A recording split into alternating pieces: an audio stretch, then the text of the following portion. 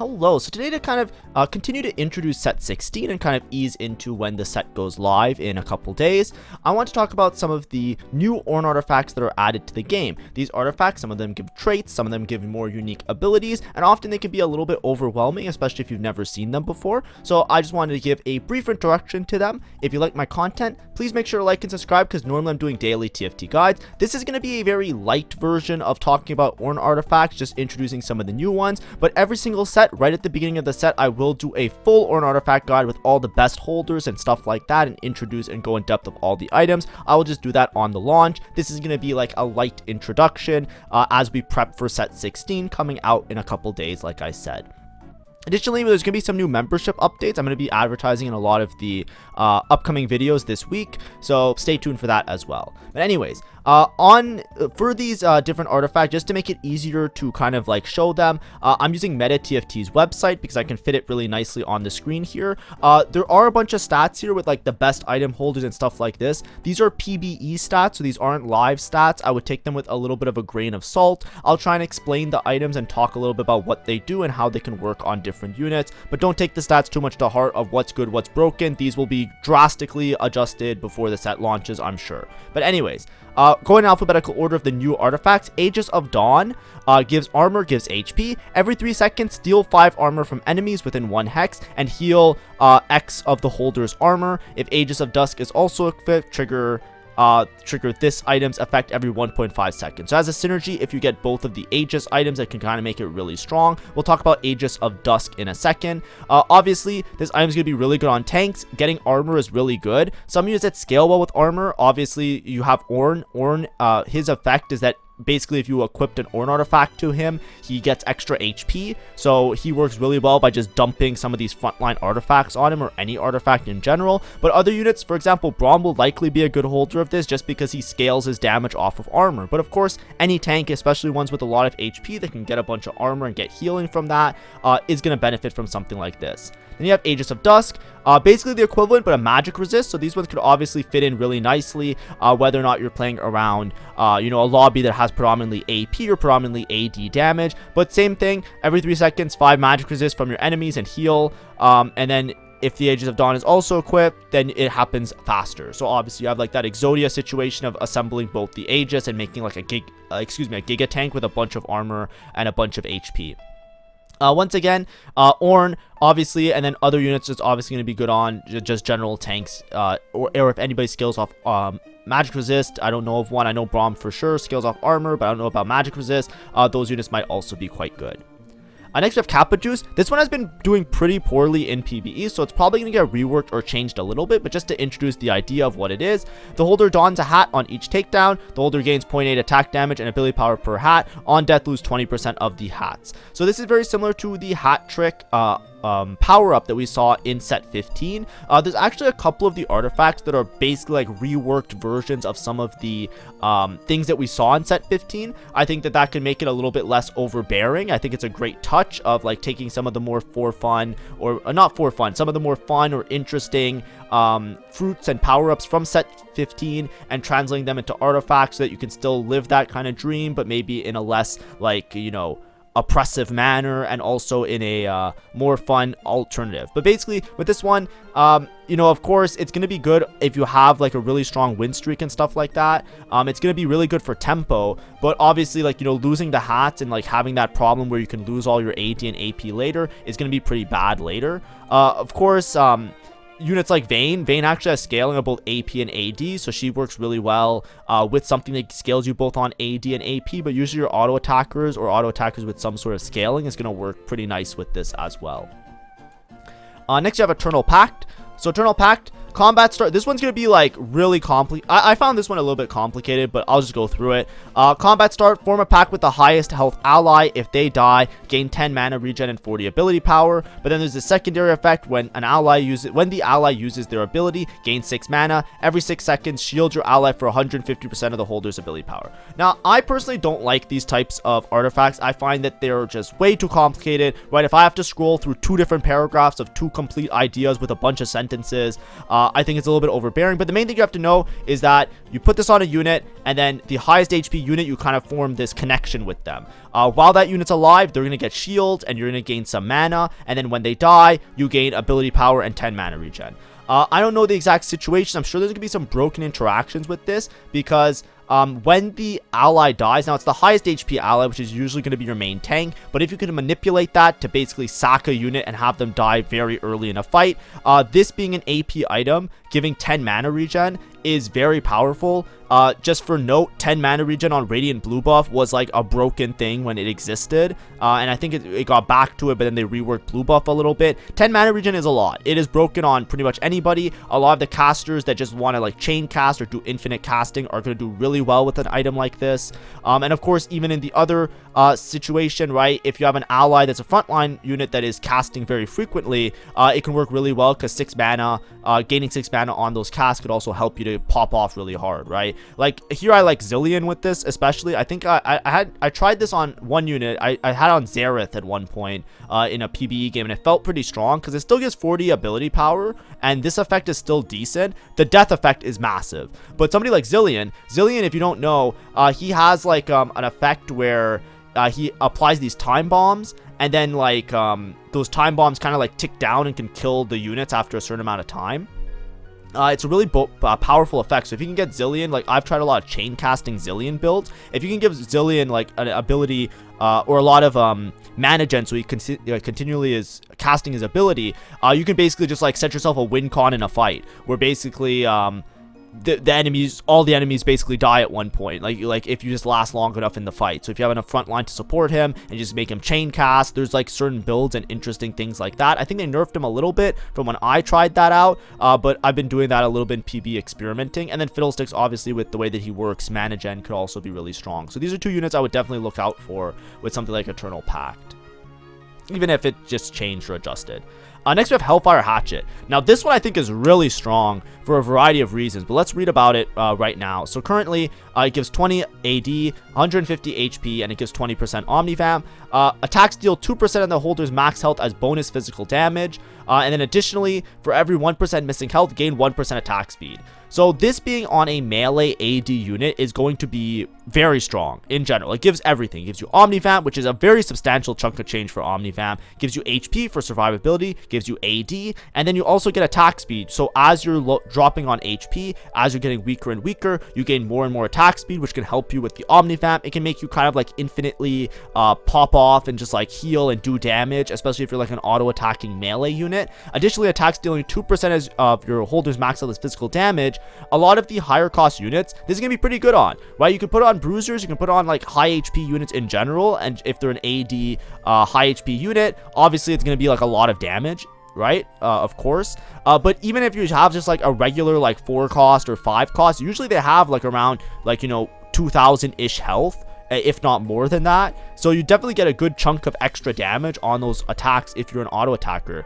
Here, the one that they show that's really good is Volibear. I agree with this because Volibear is a melee unit that scales off AD, but he is also a bruiser, which scales his HP. So this is probably going to be like a giga broken thing on Volibear in particular. But of course, it can work on many different units. It still gives good stats, and the missing attack, the extra attack speed you get for this is nothing to sneer at, right? You know, think about it. Dropping down to 50 HP, you get 50% attack speed. Like, it's pretty substantial in terms of also having the other effects of extra damage and giving you the base stats. So I'm curious to see where they'll take this, but right now I think it's quite a good item in general if you're playing around melee AD. Next we have the Darkin items. So all the Darkin items, there are 4 of them. So Darkin Aegis, Darkin Bow, Darkin Scythe, and Darkin Staff. Of all of these items, they all carry this extra effect. The holder gains the Darkin trait. There is a specific augment that makes you pick from Darkin items, but you can get these from any other Ornn artifact augments. And I think you can get them from other Ornn artifact augments, and you can definitely get them from Ornn himself, because I've had that happen before. But currently there is a specific augment that gives you a Darkin item. It's like gain one of the Darkin items. So you basically have you have a chance of picking any one of these 4 items, so it's very easy to like get these artifacts in particular is what I would say. The Darkin trait, if you don't know, it gives you Omnivamp, and then if you're 2 Darkin, it recovers you, and then if you're 3 Darkin, which is a little bit harder to get because you either need 2 Darkin items or you need a specific situation because there's not many Darkin units, you will basically just like do a huge amount of extra magic damage, which is just insane. But anyways, when you take these, you're usually playing around an Aatrox style board. But either way, this one gives armor and HP and magic resist. Every second, deal 1% of the holder's max health as magic damage to enemies within 2 hexes. When units die in the area, heal for 2% max health. Really good on units that obviously have high HP. Some of the units that it shows here is Ornn and Scion. Ornn obviously is going to work well with many of the tank artifacts because he's just an outlet for artifacts. If you ever get a bad artifact, you just put on Ornn. He scales, he gets HP, right? If you read his, what I can't scroll to it here, but he has the ability, like, I think it's from Blacksmith, right? He forges the artifacts every 4 turns. If you put an artifact on him, he gains a bunch of HP. So it's really strong. So obviously something like this, he's going to have a huge amount of max health. Even if he's not a bruiser and he's just a warden, he's still going to have an insane max health, and it's going to work out really well on him, and you can usually farm it from him. Just has really good synergy there. But obviously if you're playing a bruiser or somebody who's really tanky that's just going to live forever, this is just going to be great because every second you're healing 1% of your max health. It's similar in respect to, like, you know, some of those other items like, you know, Declaw, Anima Visage, Spirit Visage, they changed the name, stuff like that. So it can still work as like an in-between item that's pretty good in that respect, but also being able to deal damage if you have that high HP. Next we have Darkin Bow. This one I think got nerfed from earlier in the set. At the start of the PB it was very, very strong, but I think now it's getting a little bit weaker. But basically it gives attack damage and attack speed. Holder gains the Darkin trait. Every 10 attacks, fire an arrow that passes through the current target, dealing 500% of basic attack damage as physical damage, reduced by 33 per enemy hit. So it kind of gives you like AoE. It makes your attacks go really like massive, like 500% basic attack damage. So it's not going to scale off of like, you know, lots of sword items and stuff like that. It is the basic attack damage, but it's going to work really well on like melee style users, anybody who loves attack speed and AD, but usually you want somebody who's like getting to those like high thresholds of attacks. This one was absolutely broken on Bel'Veth because you usually play Bel'Veth. It's a Darkin item, then you would play it with Aatrox, so then you would get Slayer in, then you would have Bel'Veth, Aatrox, Slayer, double Darkin with the Darkin Bow. It was just a very, very good line that you can take, especially if you hit like the Darkin augment early in the game. Yunara, obviously she's like an auto attacker this set, so she's gonna work well with this, but it's curious to see like exactly who it's gonna end up being good on, because obviously if you're playing the Darkin items, you want to synergize well with the Aatrox, right? Bel'Veth obviously fits in really nicely with those boards. Some of the other ones that it might be good on that are really good auto attackers, you might have a harder time slotting in the other Darkin traits to kind of make use of the fact that you gain the Darkin trait. But either way, because Darkin gives you Omnivamp, I'm more inclined to use it on like melee style carries, but of course it could be good on anybody. We'll see how it lands in its final release and when the set actually launches. Next we have Darkin Scythe. So Darkin Scythe, it gives attack damage and ability power, so you gain Darkin trait. Every 4 seconds, slash adjacent enemies for 100% basic attack damage as physical damage. On takedown and when the holder dashes, slash again. Obviously it's going to be good on units that dash, because then you could proc the effect without necessarily needing the item. By the way, the item does have like a bit of like a dash characteristic to it as well. But either way, I think that like obviously if the unit dashes, it's going to be pretty good. The one I think about is Yasuo. I've seen a lot of people use on Gangplank. I'm not familiar if Gangplank dashes that much, like because I haven't seen it, but he does like he does work really well with the scaling because he's a Vanquisher. But this item, I think it got like a little bit of a rework, like a little bit nerfed, so to speak, so it's not like super incredible right now. So we'll see where it lands, like I said, when the set launches. Lastly, we have Darkin Staff. So, or not lastly, in terms of the Darkin items, we have Darkin Staff. So for this one, every 20 mana spent, launch a Chendril at enemies near the current target, dealing X times the magic damage. This is going to be good on Chaincasters. It's going to be probably on Invokers, units that like to cast quite frequently. Units that also have low mana thresholds, this is probably going to be quite good on. So I can see this being good on also like auto attackers, like if you have like those, similar to set 15 when you had like those Kog'Maw type of units where they just auto attack a bunch and generate a huge amount of mana. It can be really good. But basically, if you get this effect off as frequent as possible, it's going to be good. Units like Zillion, Invoker, I think I don't know if I had this item. I think I had the other Ornn artifact on him. But if you have a unit like Invokers that generate mana via their trait, probably going to be quite good. Even Fiddlesticks generates mana. When units die, he gains 10 mana. So, you know, if a couple units die, you get these tendrils. It can kind of scale quite well, especially if you build them towards more damage rather than more mana generation. Shadow Puppet. So I think this one's the most broken artifact in the game right now. It is so unbelievably strong. This is a replacement for a previous artifact, which was the mirror. Trickster's Glass, right? But basically what this does is it makes a duplicate copy of a unit. It gives you some attack speed, some armor, some MR. Spawn a clone that copies the holder's items. The clone has 60% max health and deals 40% damage. This is basically Shadow Clone, but as an Ornn artifact now. It's like it's a redo or a rework of like I said, the Trickster's Glass. It's really good, right? Because obviously you guys saw how common Shadow Clone was in set 15. It was good for the entirety of the set. Having an extra copy of a unit, especially if they are a meaningful and powerful unit, is going to be really, really impactful. And then also copying the items is massive, right? Copying the items scales them so much more that even though they have these things like the lower max health and the lower damage, it's still going to be a very impactful unit on the board. I'm just curious, it's probably gonna get nerfed in some way, so it's a little bit more like on par with some of the other artifacts right now. So I'm assuming like either the health is gonna drop or the damage is gonna drop, or maybe like the stats are gonna drop a little bit. I think they already dropped the stats and it's still one of the best performing artifacts right now in PvE. But units that's good on, right? Obviously your high cost units, things like, you know, your Fiddlesticks that can do a lot of damage, or Shyvana, but even units like Swain, right? If you have a stun unit, if you have a unit that just does a stun, you don't really care if they have less max health or less damage. As long as they like get their stun off, they're fine, right? And with the extra items that it copies, a lot of times a Swain, even with less HP, as long as he has the items, the clone often can get a stun off. That's pretty impactful. Units like Ornn, he scales off HP, just give him another, you know, it's very, very valuable. And even Singe, you know, I'm sure people have seen him being really annoying, running around like just like doing AoE everywhere. Just have another guy just running around doing AoE everywhere. Units getting all stunned, trying to follow him around and do damage to him and walking around. It's very, very disruptive. But of course, right? High cost units as well as like stun effects are going to be really, really powerful with something like this, which is why I think it's doing really well, because it has really high cap potential, especially when there are really expensive units. I can imagine this is also really strong on like the 7 costs and all of those guys.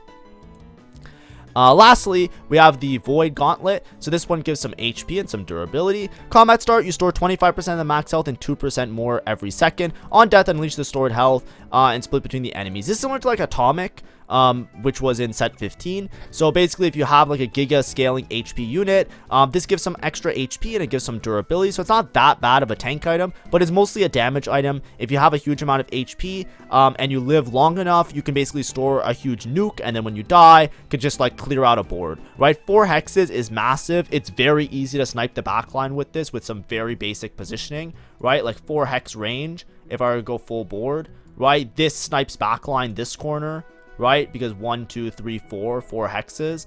So it's very easy just to like do an absolute menace amount of damage towards like the backline as well. So it's very I would say it's, I don't know if it's like extremely broken and strong, but if you have a spot for this, it would obviously be really good. And then once again, you know, obviously a lot of the tank ones, the main thing you should always be thinking about is Ornn whenever you see these tank style artifacts, just because he gains so much HP off of them, right? I think he gains like, you know, double the HP. If you're playing an Ornn, I think anybody with artifact gains HP, but obviously Ornn gains more. That's like his whole thing. So obviously if you give him something that's like tanky and then it like gives him a huge amount of HP, you're just gonna scale this tremendously or do quite well with it.